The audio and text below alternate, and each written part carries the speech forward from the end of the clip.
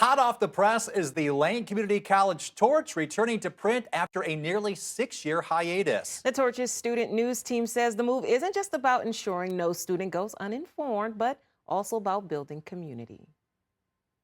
Back in 1964, when the Torch took off on Lane Community College's campus, print copies were news standard. Fast forward a few decades, and the digital news takeover struck the Torch's newsroom with its last copy printed in June of 2019, right before the paper went digital. The pandemic scrapped intentions to return to print soon. The Torch was really just forgotten for so many years, and so bringing it back is a slow but steady revival. The first print happened February of this year. Camilla Mortensen, advisor for the Torch and editor of Eugene Weekly, says just as Eugene Weekly customers were loud and clear that digital wasn't the only way they want their news, the same was heard among LCC students.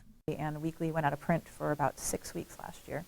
And while we were out of print, that was what people wanted back, was they wanted their print newspaper back. So when we restarted the Torch, I brought up with the students, do you want to look into going back into print? Do you want to start small with a zine?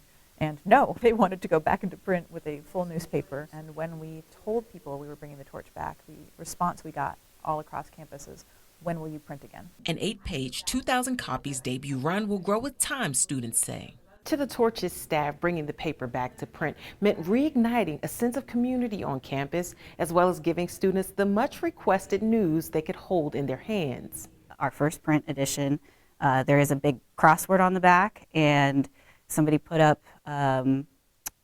that up in the coffee shop downstairs, and people were working on it as like a communal crossword. People were gathering around it. It was starting to become something that people were bonding over. Bring a collaborative spirit, bring community spirit back to the college. Tabor says print gives a sense of permanence.